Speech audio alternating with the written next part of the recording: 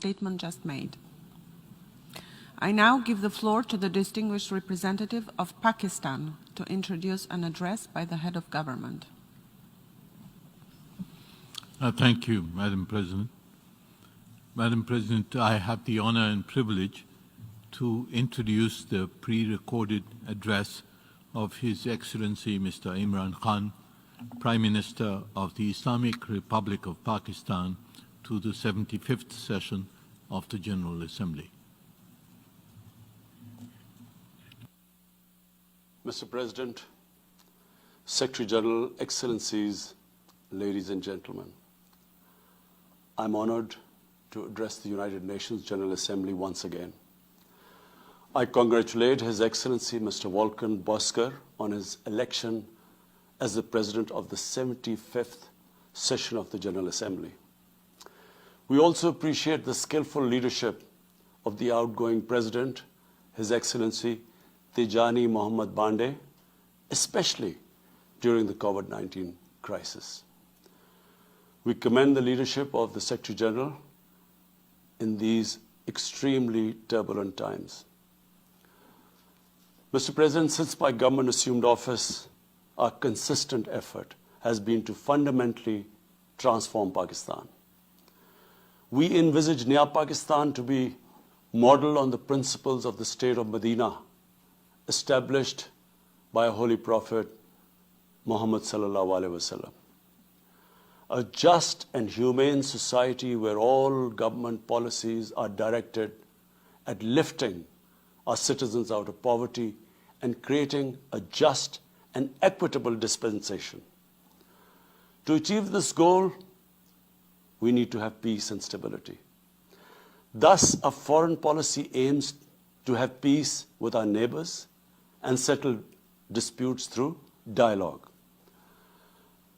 Mr. President, the 75th anniversary of the United Nations is an extremely important milestone, as this is the only body in the world that can help us achieve our goals of peace and stability in our neighborhood.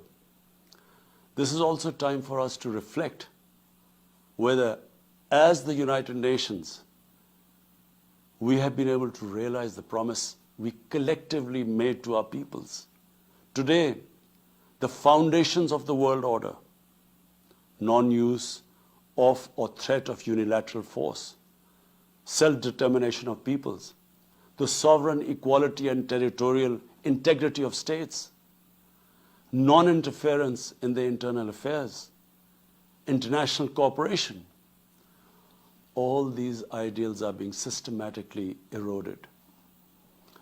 International agreements are being flouted and set aside. Renewed great power rivalries are leading to a new arms race. Conflicts are proliferating and intensifying. Military occupation, illegal annexations are suppressing the rights of human beings to self-determination.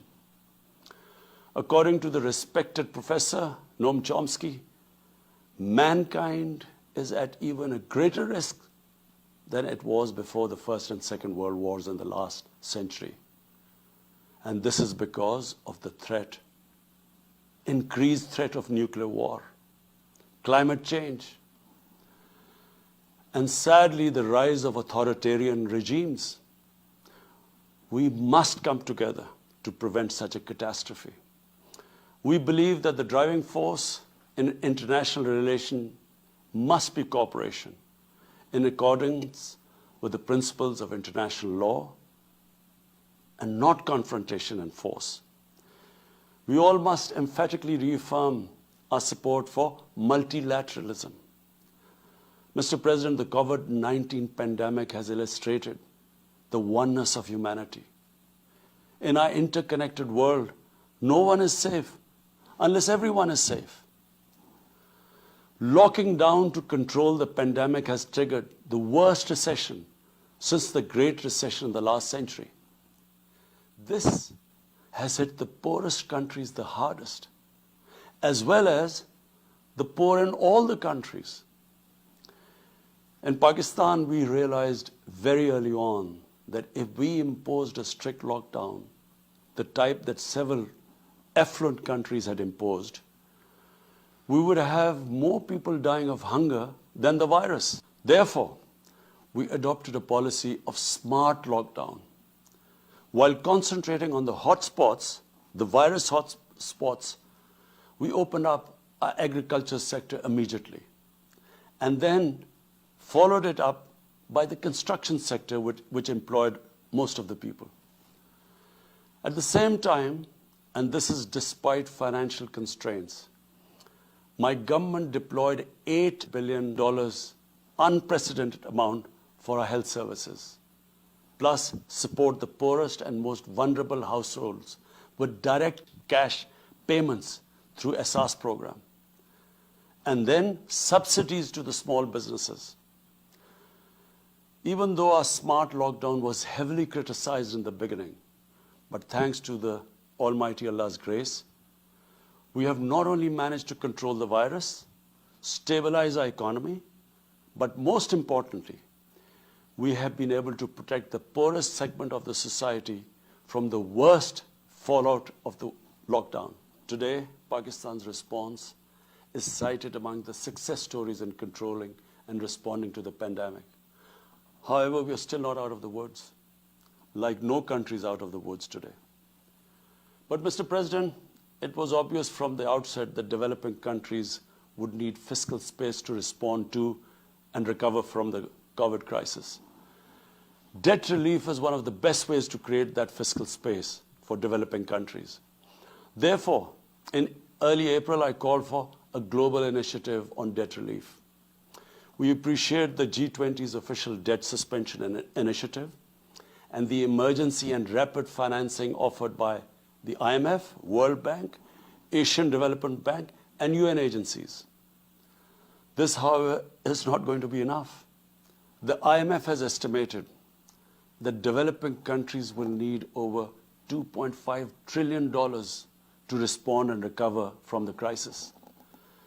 The official debt suspension will need to be extended and expanded. Additional debt relief measures will also be needed. Development banks should ensure adequate financial inflows. Rich countries have generated over $10 trillion to finance their own response and recovery. They should support the creation of at least $500 billion in new special drawing rights for the developing world.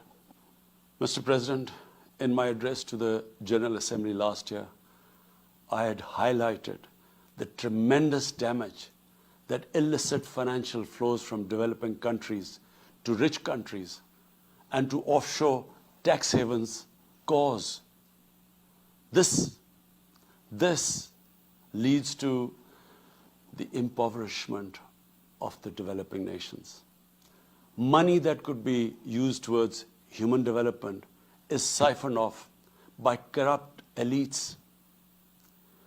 The loss of foreign exchange causes currency depreciation. That in turn leads to inflation and poverty. The quest for getting back these stolen resources is nearly impossible, given the cumbersome procedures. Moreover, the powerful money launderers have access to the best lawyers. And sadly, because they are the beneficiaries, there is a lack of political will in the rich countries to curb this criminal activity. Mr. President, if this phenomena is unaddressed, it will continue to accentuate the inequality between the rich and the poor nations, and eventually will spark off a bigger global crisis, a far bigger global crisis than the present migration issue poses. The rich states cannot hold forth on human rights and justice when they provide sanctuary to money launderers, to their looted wealth. There are robust anti-money laundering and anti-terror financing regimes. I call upon this Assembly to take the lead in efforts to build a global framework to stem the illicit financial flows and ensure speedy repatriation of stolen wealth. it is important to realize that the aid that flows from rich countries to the developing world is minuscule compared to the massive outflows by our corrupt elites. Mr. President, this year, I must again reiterate the threat posed to mankind due to climate change. Unprecedented fires in Australia, Siberia, California, Brazil. Unprecedented floodings in various parts of the world. Record temperatures, even in the Arctic Circle. This should make all of us worried for our future generations. Commitments made through the Paris agreements must be fulfilled. In particular, the commitment to mobilize $100 billion annually as climate finance. Pakistan's contribution to carbon emissions is minimal, but it is one of those countries most affected by climate change. Yet, we have decided to take the lead as we consider addressing climate change a universal responsibility. We have launched an extremely ambitious program to plant 10 billion trees in the next 3 years as a contribution to mitigating the effects of climate change. Mr. President, the pandemic was an opportunity to bring humanity together. Unfortunately, it has instead fanned nationalism, increased global tensions, and given rise to racial and religious hatred and violence against vulnerable minorities in several places. These trends have also accentuated Islamophobia. Muslims continue to be targeted with impunity in many countries.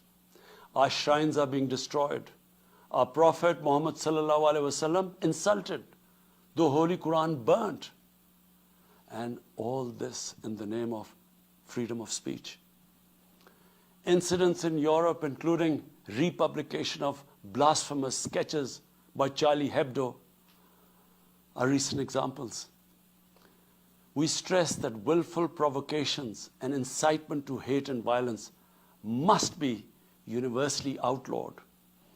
This assembly should declare an international day to combat Islamophobia and build a coalition to fight the scourge that splits humanity.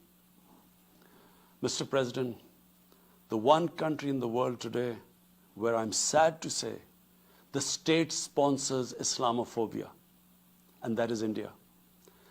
The reason behind this is the RSS ideology that unfortunately rules India today.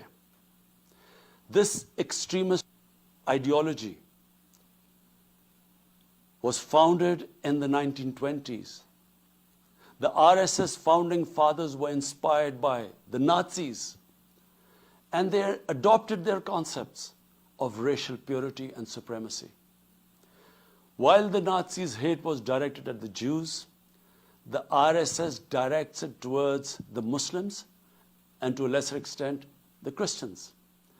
They believe that India is exclusively for Hindus and others are not equal citizens. The secularism of Gandhi and Nehru has been replaced by the dream of creating a Hindu Rashtra by subjugating, even cleansing, India's 200 million Muslims and other minorities. In 1992, the RS destroyed the Babri Masjid. In 2002, some 2,000 Muslims were slaughtered in Gujarat, and this was under the watch of Chief Minister Modi. In 2007, over 50 Muslims were burnt alive by RSS arsonists aboard the Samjhauta Express train. In Assam, around 2 million Muslims face the prospects of being arbitrarily stripped of their nationality through the adoption of discriminatory laws. There are reports of large concentration camps being filled by Muslim Indian citizens. Muslims were falsely blamed, vilified, and victimized for spreading the coronavirus. They were denied medical attention on many occasions. Their businesses were boycotted. Cow vigilantes attack and kill Muslims with impunity. Last February, Muslims faced targeted killings with police complicity in New Delhi. Mass registrations in the past have often been a precursor to genocide. For example, the Nuremberg laws in Germany in 1935, and then in 1982 in Myanmar. The Hindutva ideology is set to marginalize almost 300 million human beings, Muslims, Christians, and Sikhs. This is unprecedented in history, and this does not augur well for the future of India. As we all know, that marginalization of human beings leads to their radicalization. Mr. President, for over 72 years, India has illegally occupied Jammu and Kashmir against the wishes of the Kashmiri people and in blatant violation of the resolutions of the Security Council and indeed its own commitments to the people of Kashmir. On 5th August last year, India illegally and unilaterally sought to change the status of the occupied territories and deployed additional troops, bringing the total number to 900,000, to impose a military siege on 8 million Kashmiris. All Kashmiri political leaders were incarcerated. About 13,000 Kashmiri youth were abducted and thousands tortured. A complete curfew was imposed, accompanied by a total communications blackout. Indian occupation forces have used brute force, including pellet guns against peaceful protesters, imposed collective punishments, including the destruction of entire neighborhoods, and extrajudicially murdered hundreds of innocent young Kashmiris in fake encounters, refusing even to hand over their bodies for burial. The Kashmiri media and those daring to raise their voice are being systematically harassed and intimidated through the use of draconian laws. All of this is well documented in the reports of the United Nations High Commissioner for Human Rights, communications from the Special Rapporteurs of Human Rights Council, statements from human rights and civil society organizations. The international community must investigate these grave violations and prosecute the Indian civil and military personnel involved in state terrorism and serious crimes against humanity being perpetrated, I'm sad to say, with complete impunity. The objective of this brutal campaign is to impose what the RSS BJP regime has itself called the final solution for Jammu and Kashmir. To this end, the military siege is being followed by moves to change the demographic structure of the occupied territory. This is an attempt to obliterate the distinct Kashmiri identity in order to effect the outcome of a plebiscite envisaged in the UN Security Council resolutions. This action is in violation of the UN Charter, Council resolutions, and international law, particularly the 4th Geneva Convention. Changing demographic structure of occupied territory is a war crime. Mr. President, the brave Kashmiri people will never submit to Indian occupation and oppression. Their struggle is indigenous. They are fighting for a just cause, and generation after generation have laid down their lives to rid themselves of Indian occupation. The government and people of Pakistan are committed to standing by and supporting the Kashmiri brothers and sisters in the legitimate struggle for self-determination. Mr. President, in order to divert attention from its illegal actions and atrocities in Indian-occupied Jammu and Kashmir, India is playing a dangerous game of upping the military ante against Pakistan in a nuclearized environment. Despite constant Indian provocations and ceasefire violations along the line of control and the working boundary, targeting innocent civilians, Pakistan has exercised maximum restraint. We have consistently sensitized the world community about a false flag operation and another ill-conceived misadventure by India. My parents, Mr. President, were born in the colonial India, and I was the first generation that grew up in an independent Pakistan. I want to make it clear that any attempt by the fascist, totalitarian, RSS-led Indian government to aggress against Pakistan will be met by a nation that will fight for its freedom to the end. Mr. President, there will be no durable peace and stability in South Asia until the Jammu and Kashmir dispute is resolved on the basis of international legitimacy. Kashmir has been rightly described as a nuclear flashpoint.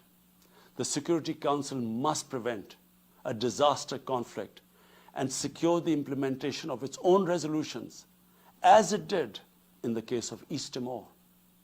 The Council has considered the situation in Jammu and Kashmir 3 times in the past year. It must take appropriate enforcement actions. It must also take steps to protect the Kashmiris from an impending genocide by India. Pakistan has always called for a peaceful solution. To this end, India must ascend.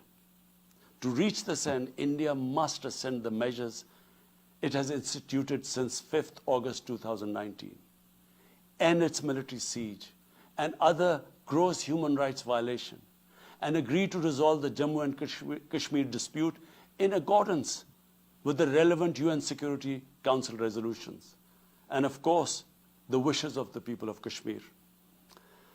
Mr. President, Pakistan's desire for peace in our region is also manifest in our efforts to promote a political solution in Afghanistan. I have consistently maintained over the past 2 decades that there is no military solution to the conflict in Afghanistan. The only way forward was and is a political settlement, which involves the full spectrum of Afghanistan's political actors. Pakistan fully facilitated the process that culminated in the US-Taliban peace agreement on 29 February 2020. Pakistan is deeply gratified that it has fulfilled its part of the responsibility. The Afghan leaders must now seize this historic opportunity to achieve reconciliation and restore peace in the war-torn country. Through the intra-Afghan negotiations that commenced on 12th of September, they must work out an inclusive, broad-based, and comprehensive political settlement. The process must be Afghan-led and Afghan-owned, and without any interference or outside influence. Early return of Afghan refugees must be part of this political solution. After almost 2 decades of war, it is imperative not to allow spoilers within and outside Afghanistan to subvert the peace process. Peace and stability in Afghanistan will open new opportunities for development and regional connectivity. Mr. President, Palestine remains a festering wound. A just and lasting settlement is indispensable for the Middle East and actually the world. Illegal annexations of Palestinian territory, the building of illegal settlements, and the imposition of inhuman living conditions on the Palestinian people, especially in Gaza, cannot bring peace to a troubled region.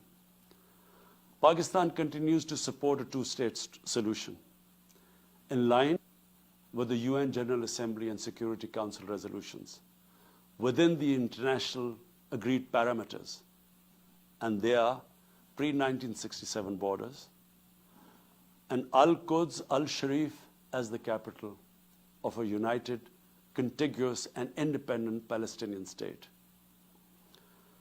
Mr. President, the United Nations remains the best legitimate avenue for collective action in managing international conflicts, fostering peace and security, promoting equitable development and addressing global problems. I urge the Secretary General to take the lead in preventing global conflicts. He should convene summit-level meetings to address regional hotspots and resolve outstanding disputes. The United Nations should be made fully responsive to the challenges of our times. A comprehensive reform of the United Nations, including the Security Council, is essential to promote greater democracy, accountability, transparency, and efficiency. Pakistan will continue to participate actively in this process and endeavor with other member states to build a world where conflict is outlawed and equitable prosperity for all pursued in conditions of peace and security. I thank you.